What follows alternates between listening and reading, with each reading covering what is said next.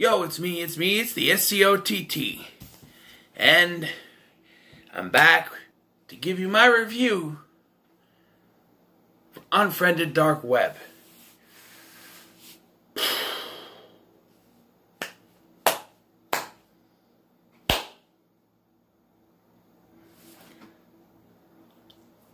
So, the first Unfriended, I really like.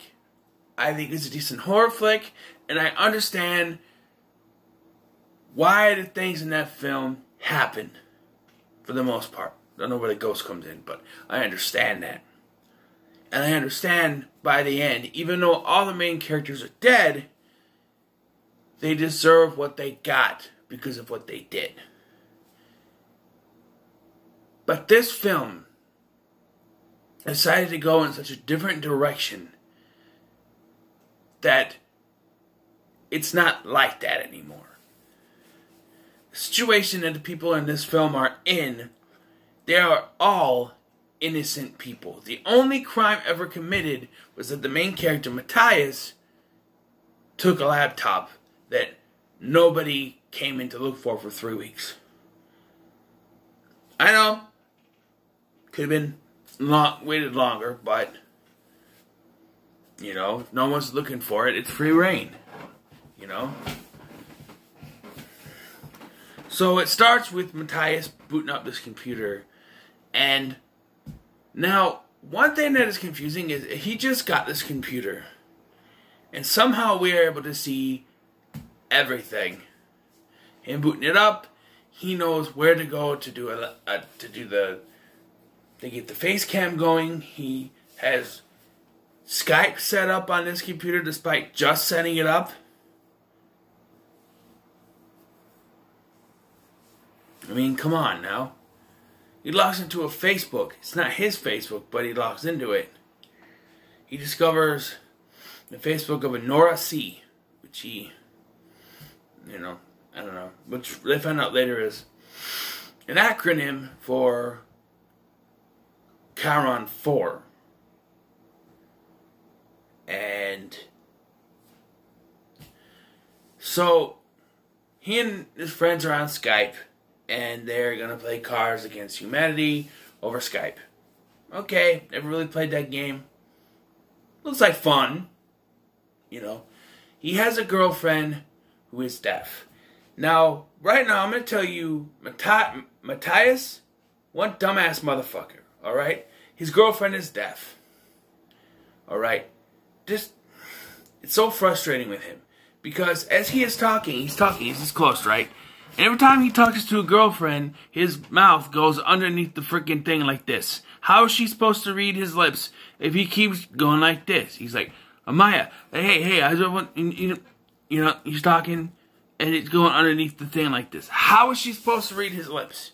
He refuses to type in the thing. He tries to set up, this is another thing that I don't really like about it.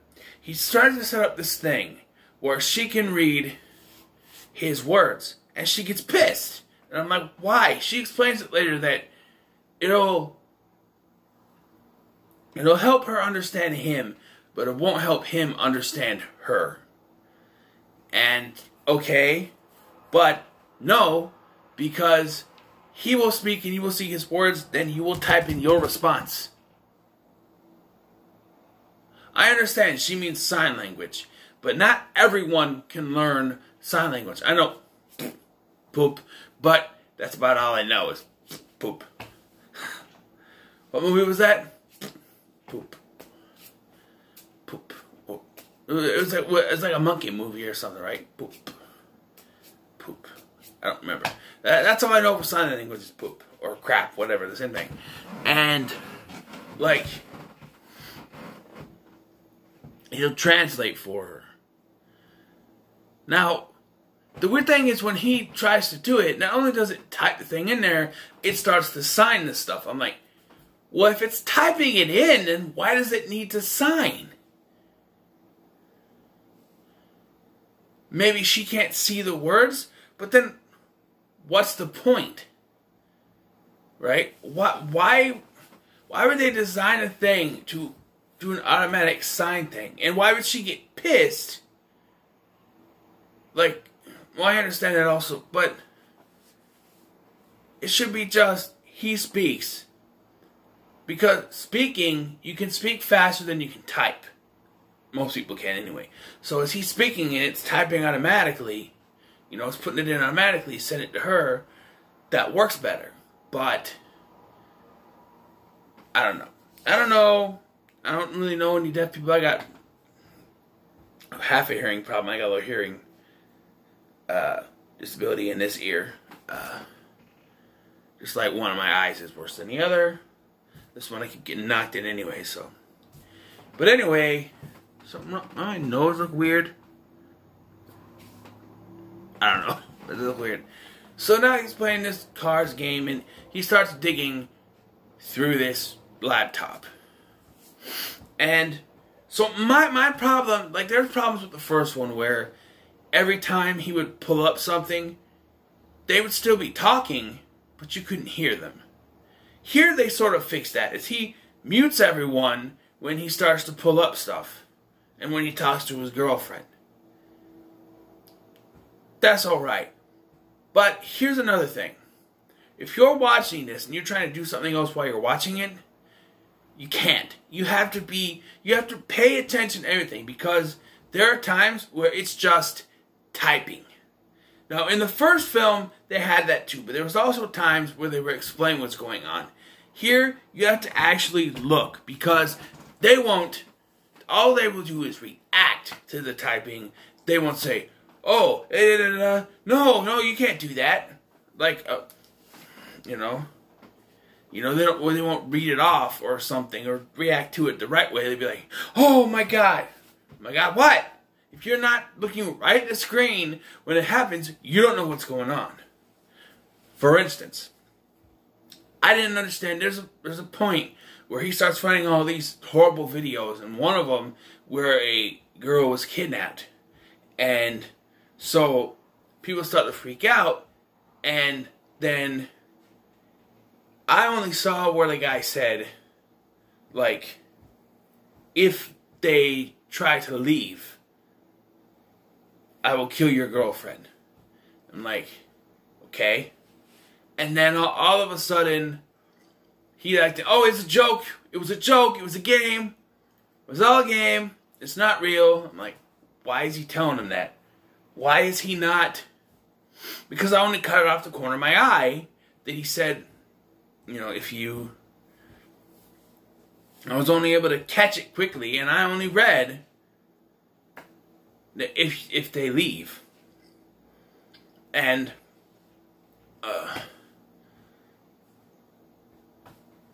so I'm thinking, why is he not telling them what's going on? Well, apparently, it's also said that if he says anything, or they leave, you know, then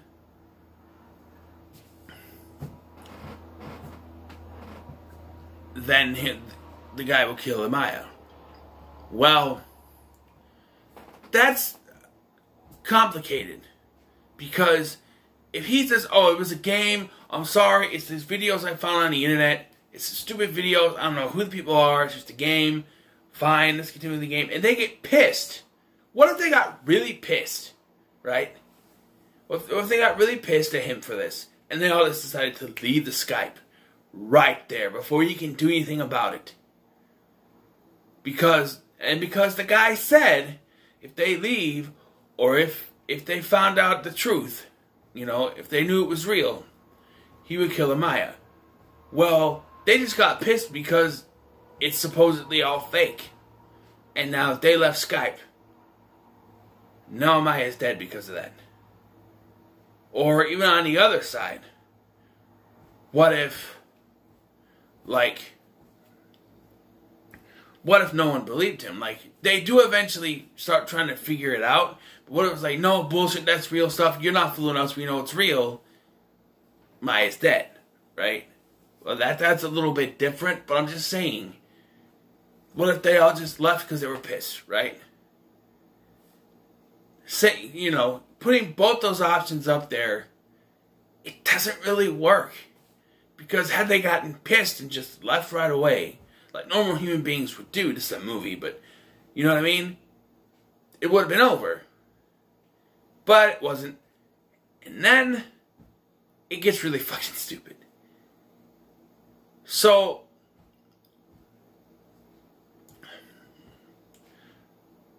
it becomes very obvious that this guy that claims to want his laptop back isn't the only one watching.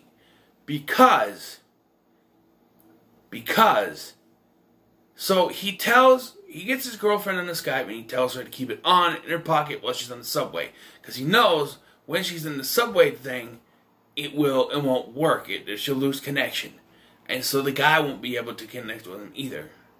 So then he starts to tell them that it's real, and they all start to die one by one. Which means there's got to be someone else watching, or else they wouldn't be dying. Right after he does this, their friend Lex disappears. And then a video is shown of her being pushed off a building. How that happened, I don't know. Oh, by the way, you want to know the most fucking stupid thing in this entire film? Whenever these Chiron characters appear on the screen, it glitches out.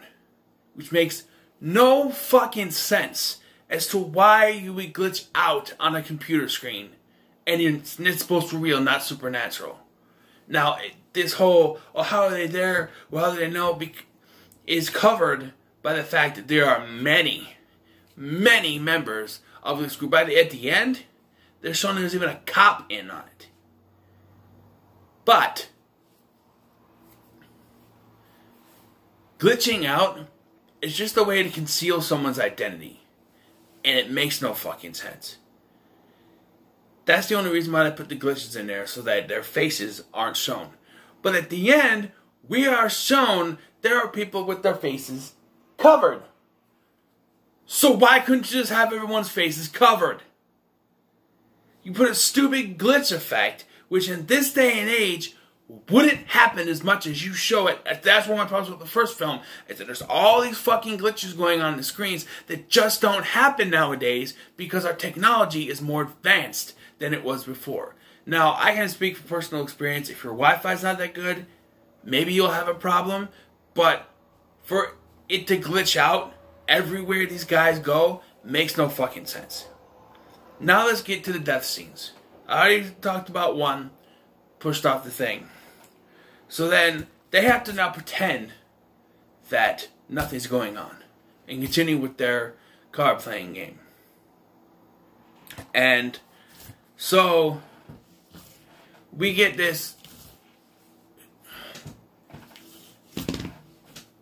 guy, AJ, right? He lives with his mom's basement. And so this hacker hacks in and goes through all his podcast stuff and takes his words out of context and calls 911 and make it sound like he's going to go shoot up the local mall. And even gives his name in the thing. So the cops show up because they made this call 10 minutes ago. So the cops just happened to show up right after the call was made. Right after they saw the call being made. Convenient. And so he goes to talk to them, like to explain. And so then this hacker hacks into a database and gets a shotgun cocking sound. And they play the sound because they showed earlier that he's got the new loudspeakers. And they shoot him. Which, if it's to believe that the cop was in it to begin with, why did they need the shotgun sound anyway? But who knows. So he's dead. And then this one really got me.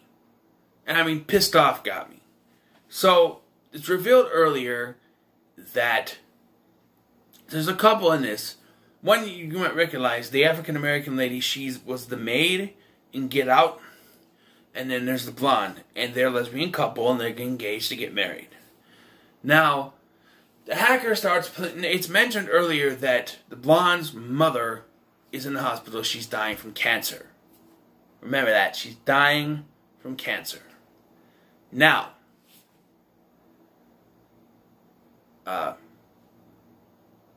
Nari, that's the African American woman, she goes to meet Amaya, that's the deaf girlfriend. And they make it seem like she's sick, but being this hacker knows everything. There's another hacker on there. He knows what's going on. And so he shows 2 security feeds. One of Nari at the train station waiting for Amara, and another of the hospital room that the blonde's mother is in. And she's forced to choose which one stays alive and which one dies. Now, I'm going to sound a little harsh, but this is going to make real sense. Now, she refuses to make any choice, and they both end up dead. Now, this might be a little cruel, but it's the most obvious choice you could make. You pick your girlfriend, you pick your fiance, because as you've already established, your mother is dying from cancer. And, one, you're putting her out of her misery. Now, I know it's harsh. Don't get on me. Please don't get on me. But it's the more logical choice here. Other than not making a choice and they both die.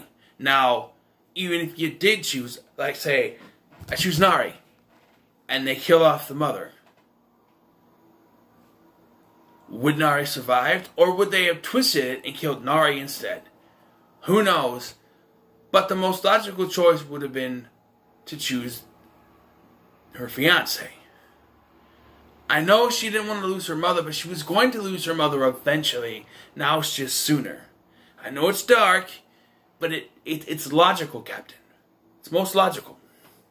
Well, anyway, it doesn't matter because, as I was expecting, because they showed a hook guy standing next to her, grabs her, and jumps right in the way of the oncoming train. By the way, there's a part in this movie where the girlfriend texts Matthias and tells him that the train has been stalled. And as soon as the thing with AJ happens, it starts up again, and then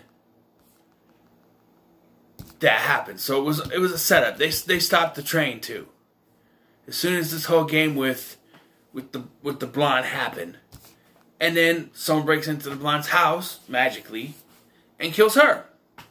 So now we're down to Matthias and Damien. They're the only 2 left. And Damien has been copying all of the video files onto his computer for some reason. Well, as he starts to figure out, so Matthias decides he's going to go meet Maya, and he tells her via sign language to meet where they had their first kiss. Well, as it turns out, they deciphered that. And so well, actually, no, that's the alternate ending. As it turns out, they sent a message to Maya telling her to go to a different location. As he's on his way there, though, Damien realizes what's going on.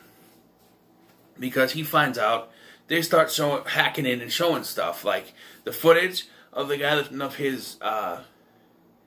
When the guy kidnapped the girl at the beginning that they found on the video, they hack in and they place Matthias' face over his face so it looks like he kidnapped the girl. And as soon as he leaves, someone else comes in with her body or unconscious body and puts her in the closet. Damon starts to realize this was all a setup. Bullshit. I'm sorry. I don't care if you're the biggest hacker. There's no way in the time that he turned it on. 'Cause we are presented that he just turned this thing on beginning of this film. So the fact that they have everyone's address and everyone's, identity within the time from this film started, because this is all in real time, from the moment this film started to the hour and a half that it took.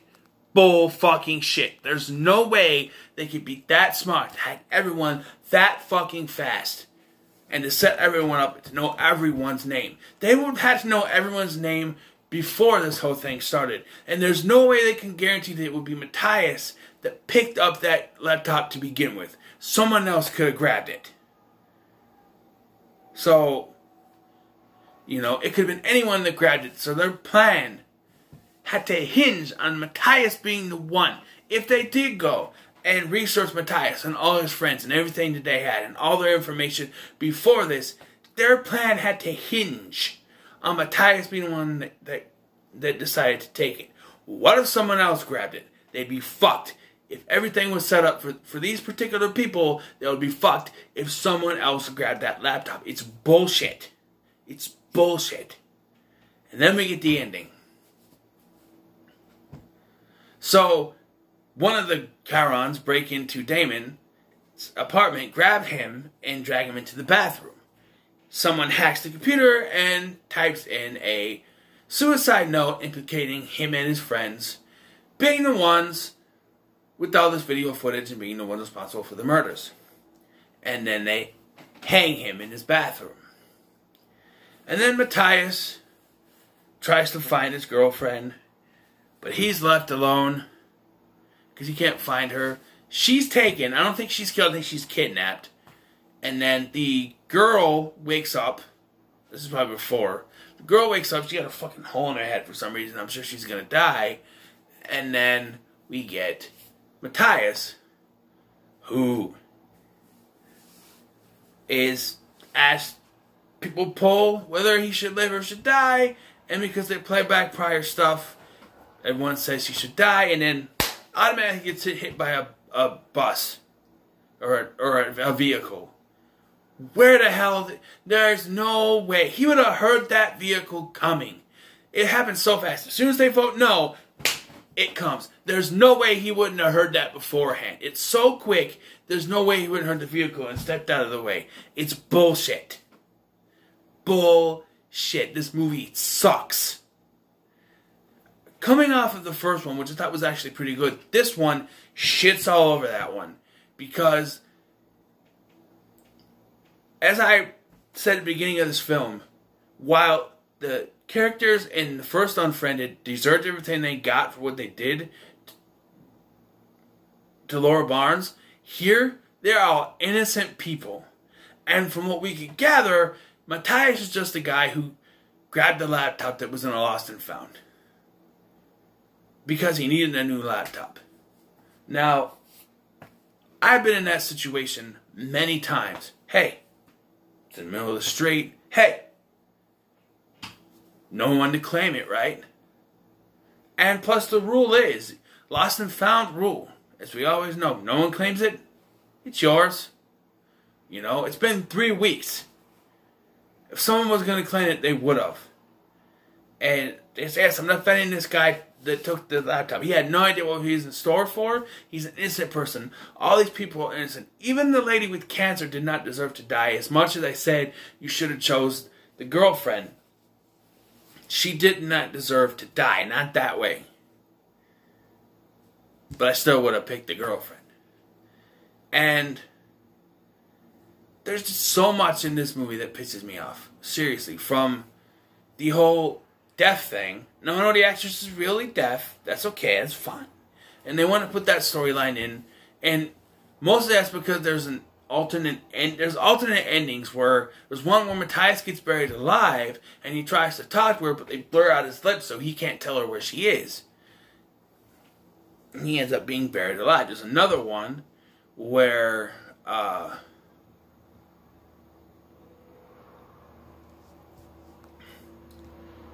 I guess that's the same one. That's the same one where they reveal to Damien that they know where he went to meet her, and they throw him in a box and stuff. I don't know. There's other ones too. I don't remember, but because there was 2 alternate endings that they played in theaters, and then 2 more of them were added to the DVD and Blu-ray release. There have been times that I thought about buying this. I was able to watch it another way digitally, but I'm glad I didn't buy this. I never will. This movie is terrible. It's absolutely horrible. It also doesn't connect to the first one in any way. One of the characters could have said to be a cousin of Laura Barnes, or even the main character, and be like, hey, this is similar to what happened to a cousin of mine.